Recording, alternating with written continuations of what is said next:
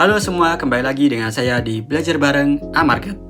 Sebelum masuk ke materi, pernah nggak sih kamu merasa penghasilan sudah jalan, tapi uangnya seperti hilang begitu saja? Atau mungkin kamu sudah mulai investasi, tapi belum punya arah yang jelas? Di video kali ini, kita akan membahas cara membuat rencana investasi pribadi. Langkah demi langkah, dengan cara yang simpel dan mudah dipahami. Pastikan kamu tonton sampai akhir. Yuk, mari kita bahas. Baik, apa itu rencana investasi pribadi? Ya, rencana investasi pribadi adalah peta keuangan pribadi yang membantu kamu menentukan tujuan investasi, strategi yang akan digunakan, instrumen investasi yang dipilih, jangka waktu investasi. Tanpa rencana, investasi itu seperti perjalanan tanpa tujuan. Bisa jalan, tapi besar kemungkinan tersesat. Dengan rencana investasi pribadi, kamu jadi lebih tenang, terarah, dan tidak mudah panik saat pasar naik turun. Kemudian tentukan tujuan keuangan. Ya, langkah pertama adalah menentukan tujuan investasi.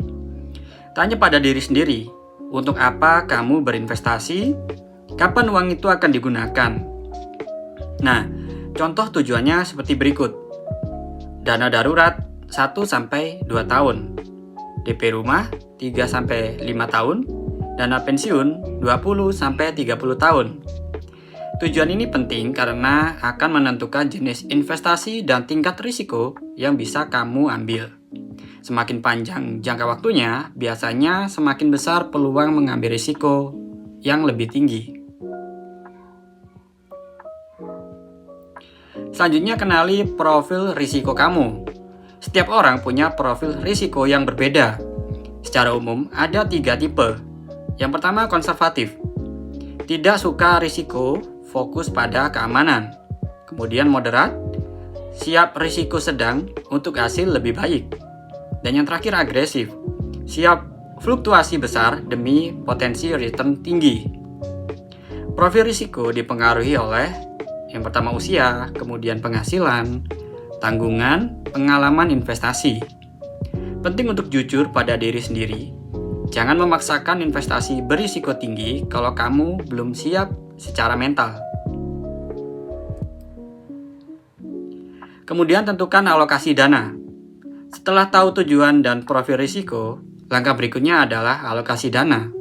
Contoh alokasi untuk profil moderat yaitu 40% saham atau reksadana saham, 30% reksadana campuran, 20% obligasi, 10% kas atau dana darurat. Alokasi ini membantu mengurangi risiko, menjaga kestabilan portofolio, mengoptimalkan potensi keuntungan. Ingat, jangan taruh semua uang di satu instrumen. Selanjutnya, tentukan strategi dan konsistensi. Nah, strategi investasi itu sederhana, yang penting konsisten. Beberapa strategi yang bisa kamu gunakan: investasi rutin bulanan, dollar cost averaging, rebalancing portofolio secara berkala. Nah, hindari ikut-ikutan tren atau FOMO, takut saat pasar turun, serakah saat pasar naik. Investasi bukan soal cepat kaya, tapi soal disiplin jangka panjang. Selanjutnya, evaluasi dan penyesuaian. Rencana investasi bukan sesuatu yang kaku. Lakukan evaluasi setiap 6 bulan atau 1 tahun. Saat ada perubahan besar dalam hidup seperti menikah, punya anak, pindah kerja. Tanyakan apakah tujuannya masih sama? Apakah alokasi dana masih sesuai? Apakah profil risiko berubah? Evaluasi membantu rencana investasimu tetap relevan.